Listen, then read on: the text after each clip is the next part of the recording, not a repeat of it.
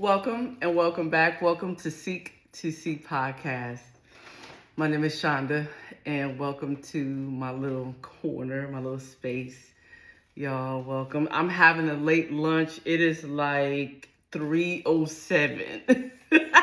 I'm having like a super duper late lunch. I'm supposed to be doing this stuff in the morning, but as you can see, it's pretty late. I'm having some Zaxby's today. I'm having some chicken fingers. So I'm gonna eat while I talk at the same time if y'all don't mind. But it is Friday, February the 21st, 2025, 3:08 in the afternoon. It is sunny here in Georgia. It's sunny here. It's a little bit cool. It's like 50 degrees. 50 degrees outside. It's not bad. And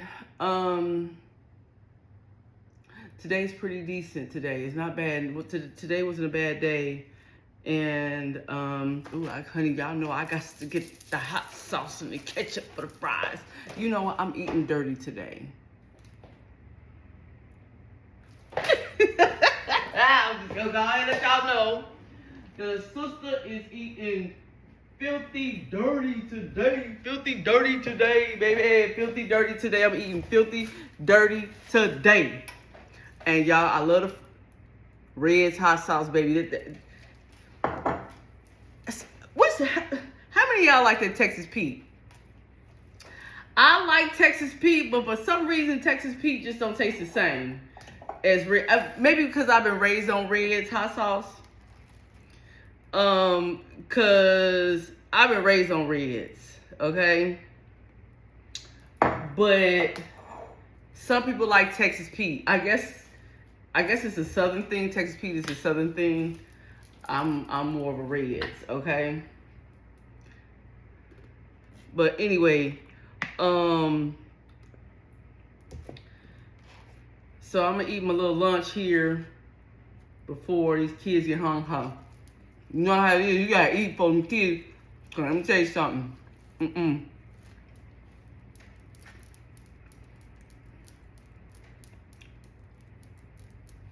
Look, mamas, y'all know how it is.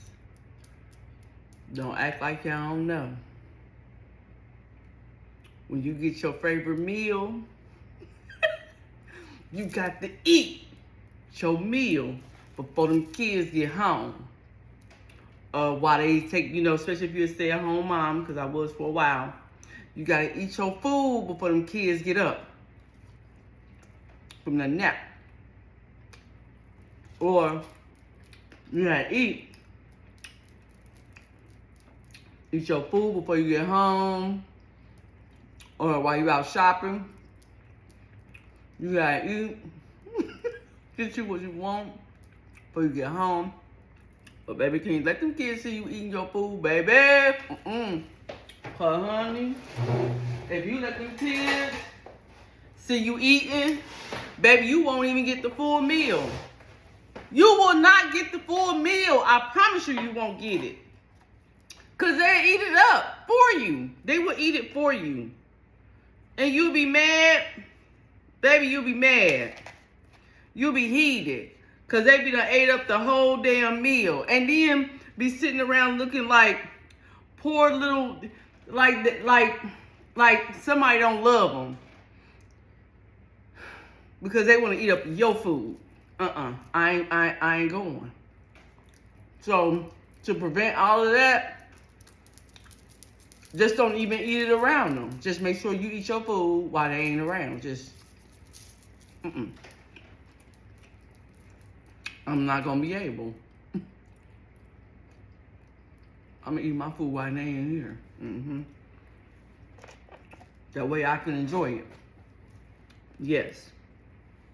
So, I was looking at a report earlier today. They got these charges trumped up on these two men that came out the woodwork talking about TD sexually harassed them. They want $12 million. That's what they said. And I'm not gonna go into the whole entire what they said he did, but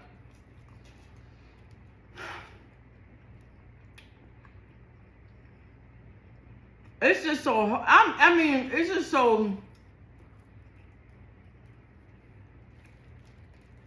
It's so hard to. I mean, you don't know what to believe nowadays, because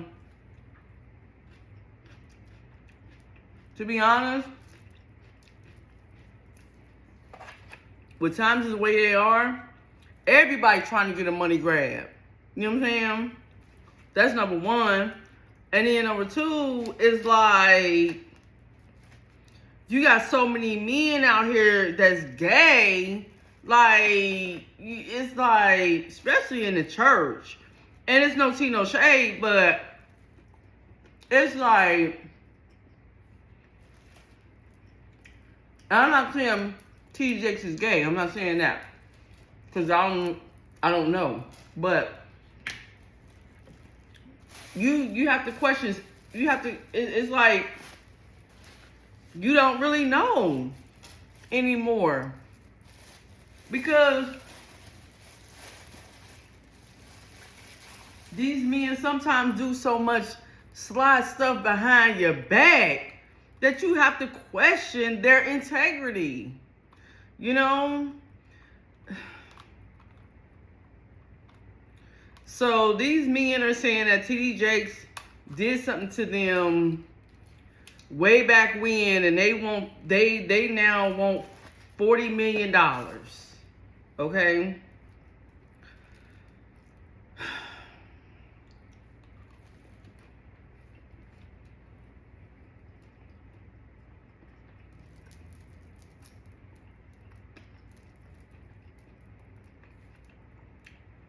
To me, it's like,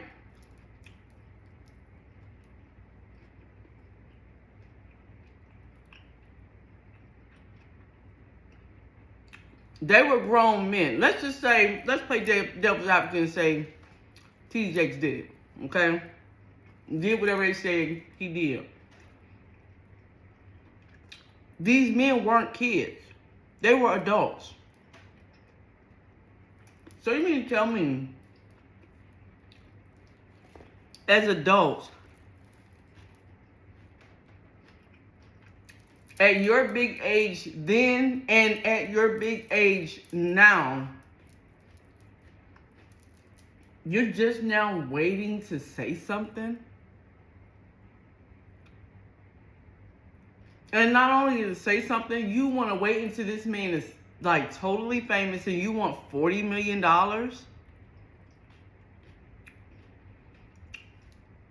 I find that kind of suspicious and fishy, okay? And even if he did do something, let's just play devil's advocate and say, like I said, if he did do something, I still find that kind of suspicious. All right, come on, man.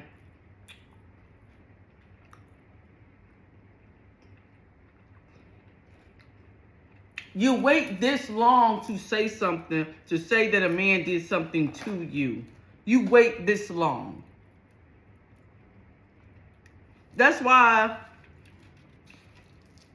with Bill Cosby, a lot of men and women, a lot of people in this country was just kind of like, man, we can see if these people were, you know, if these women were children, were young girls. But these were grown women. We got to kind of question the integrity of these people now. You know what I'm saying? Like, it's getting crazy. And with Bill Cosby, I'm going to be honest with you, I thought all that was a crock, and sorry if it's triggering anyone. I don't mean to trigger anyone. I don't.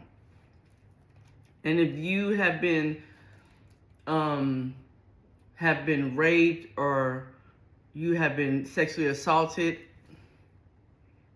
my heart goes out to you, and I'm sorry. You know, I don't mean to offend anyone. I really don't. But, because I've been there, I know. However, it was one lady who, she said, how I knew something, and this one in particular, she said, she went to Bill Cosby's house. And that's where he supposedly had drugged her and raped her. Now, this is where it falls off at. This is where her whole claim, as far as Bill Cosby go, fell off for me. This is where I knew something wasn't right. First of all, you know this is a married... First of all, you know he's a celebrity. Second of all, you know he's a married man. And it's at night when you're going to a married man's house by yourself. What in the ham sandwich are you doing? Sorry, not sorry, but I'm not going to no married man's house by myself. I'm not going to no married man's house at all at night for nothing without me being with his wife.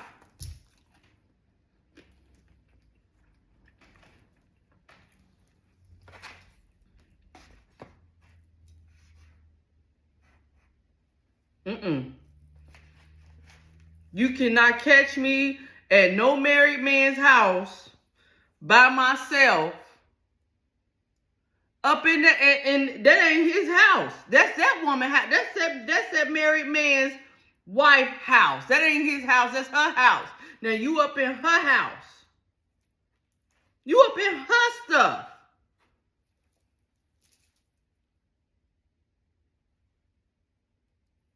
The audacity. She was up in Camille's house without her permission.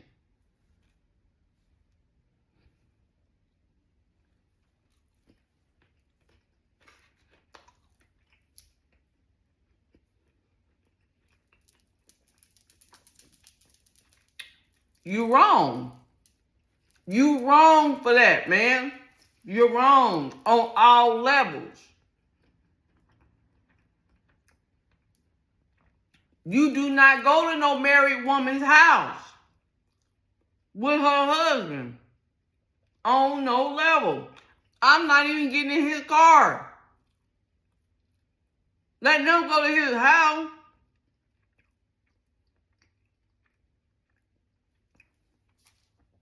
That's a no. One lady said she went to his hotel room. Well, wait a minute. We doing business? So they was doing business, so she went to his hotel room. What kind of business y'all doing? Come on now, y'all. Because we know what kind of business going on up in the hotel rooms. Ain't no contracts being signed. Ain't no casting couches up in nobody's hotel room. We do all that in the lobby. In the hotel restaurant.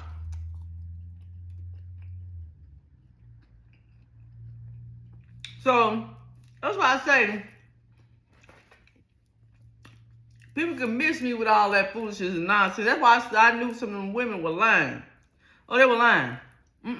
The lies you tell. So,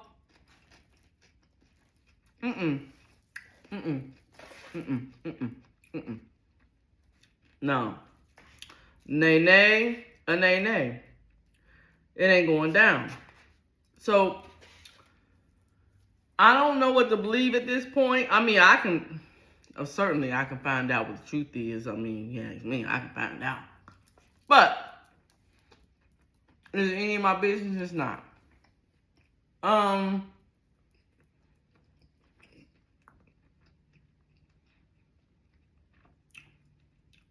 Certainly they're going to push the whole narrative, oh, just forgive.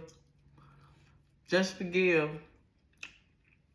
And there's one thing I want to hit on, too. I was telling my mom about this, too. We were talking about how people push the forgive narrative and how people cause other people trauma and they push the forgive narrative. Well, you have to forgive in order to be able to move on with your life. And in the Christian world, they say you have to forgive in order to inherit the kingdom of God. Okay. But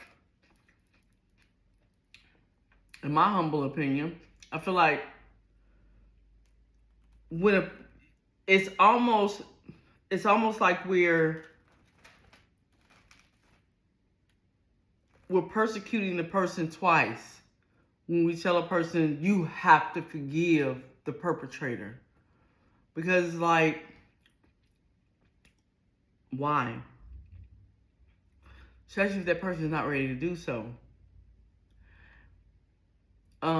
Because it's almost like we're crucifying the person who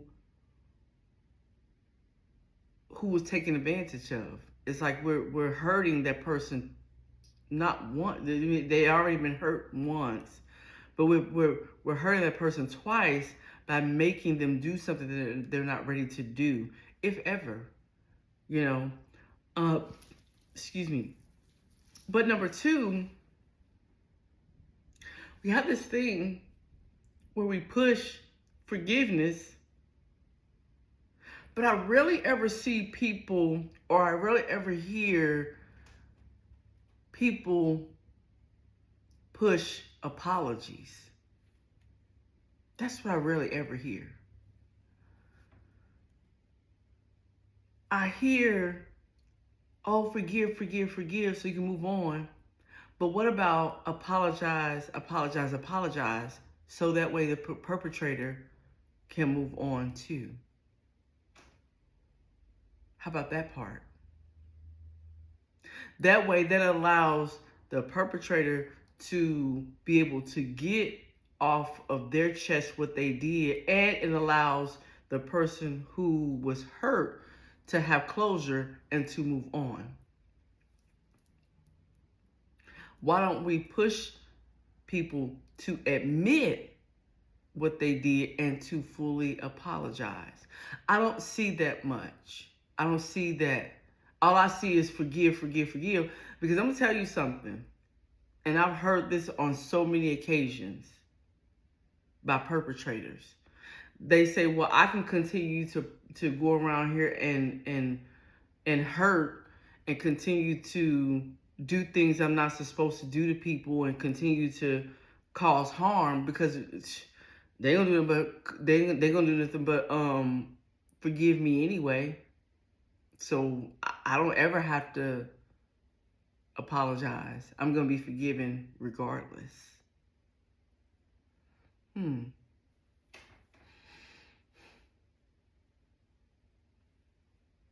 So if a perpetrator knows that they're going to be let off of the hook regardless, then why should they ever apologize? If they know forgiveness is going to be given out freely like candy. Because someone else is going to come along and push forgiveness.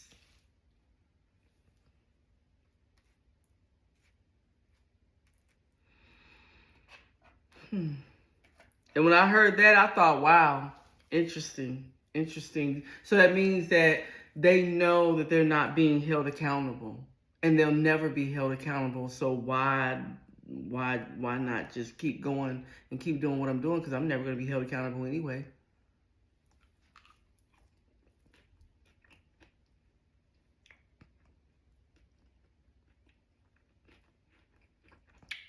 So I can essentially go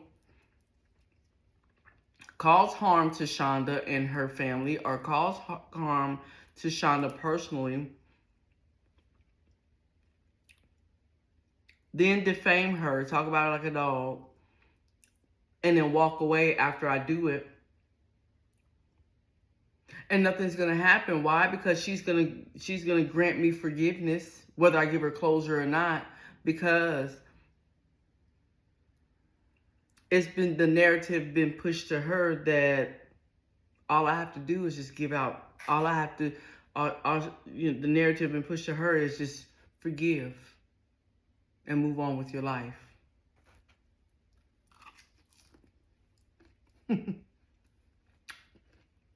So if everyone thinks that way, this person is going to go from person to person to person to person and do that and keep violating people. If he or she knows that they're going to be forgiven. Something to think about. Something to think about.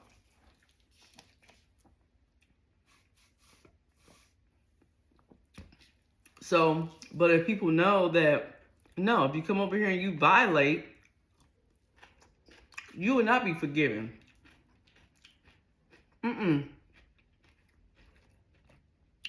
No, you will not be forgiven.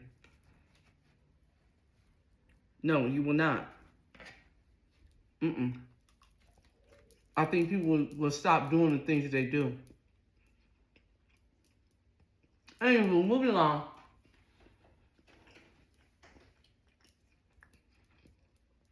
Pretty Nikki, I know you asked me to give you some pointers or some inside scoop on Savannah. Well, I'm gonna tell you, as you can see right now, we did get a little bit of snow here in Savannah, which was like a fluke. We do not usually get snow here. That was like, what? It's like a fluke, okay? So here in this part of Georgia, don't ever look for it because that's like a fluke, okay? I don't know what the weather is there for you where you are, but right here it's like around 50 degrees right now. We're usually like this in the wintertime. We're usually a little bit warmer.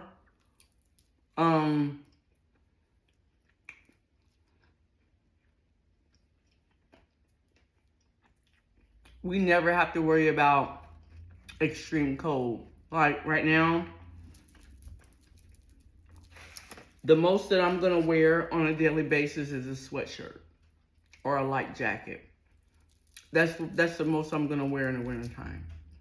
I'm never gonna wear boots, a coat, a hood. I mean, I can wear a hoodie, but it'll never be a full coat, mittens, hat. Oh no, no,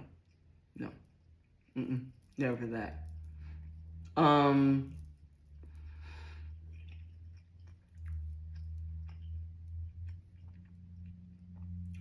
Savannah's small. It's a medium-sized city.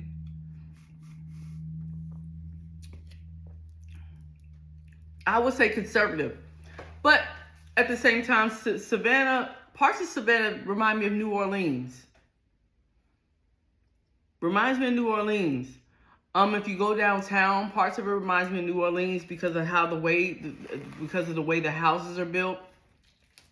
They're old, but they remind me of like New Orleans. It's really spiritual here. A lot of slavery came through here too, through Savannah. So it's a lot of spiritual things, a lot of spirits floating around here in Savannah. Okay. But as far as the cost of living go, let me go back. Downtown, they have like in the summertime, they have like a ghost bus tour that happens every summer. It goes throughout the whole entire summer. The river walk is really nice. Um, it's conservative here, but it's really nice. People actually come here to vacation.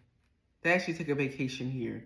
St. Patrick's Day, the whole weekend is blocked off for St. Patrick's Day. They have like a whole St. Patrick's weekend here. So like it's something about St. Patrick's Day that's really big here.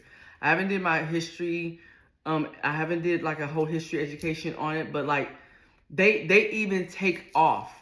Like they even give the kids like school off for St. Patrick's Day. Like that's really big here.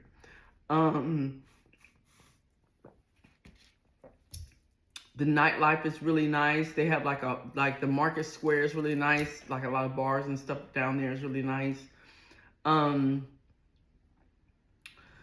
It's different cities here. I live in a suburb of Pooler, which that's near like the airport or whatever, and the mall and the outlet mall. And they're really building up this part. Savannah is growing. Savannah is like what do you call it? It's like a gym that no one knew about until recently. A lot of people are moving here. A lot of transplants, like myself, have tapped into this place because it's like the cost of living is great. You can grow a family here. As a matter of fact, the Hyundai plant is right up the road. A lot of people come here because of that. A lot of people moving here because of that part. But it's just growing. It's growing so fast that they can't even build the infrastructure quick enough. They're trying to build the freeways, and it's still not. They're still not moving fast enough for as many people are coming here. It's growing so fast.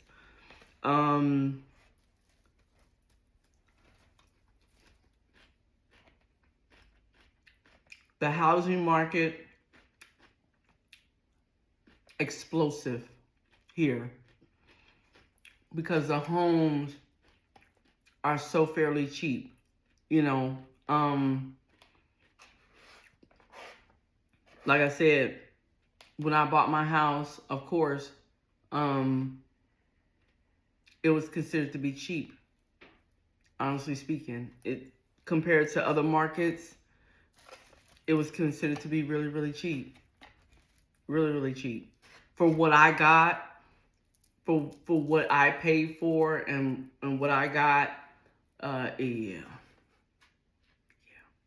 yeah. And the interest rate, my interest rate was like 3 point something. Yeah. And I locked in quick. So, yeah. So it's really cheap here. Now I must say it's cheaper than most places because everything is starting to go up. That's why I had to go up on my prices for readings because everything is starting to go up. So I mean, even though it's still cheap here, it is still going up, if that makes sense. You know, we're catching hell like everyone else is too, even though it is a little bit cheaper. But as far as livability, it's livable here. It's definitely livable. Okay. But I think because I'm pushing 30 minutes and I want to go past 30 minutes, I'll have more tomorrow when I come back about Savannah, and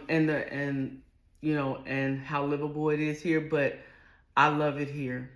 I will not be moving anytime soon. I love it here. As you can see, I haven't even gotten curtains on my windows yet because I love the light in my house. So I haven't even gotten curtains yet. And I need to get some curtains. Because because the light comes in every single day. And when I was back home, it was so dreary and gray outside. But here, it's not like that. It's like the sun is out every single day. Yeah. So I will see you tomorrow. Today's Friday, February 21st of 2025. I will see you tomorrow. Gratitude, Ashe. Namaste.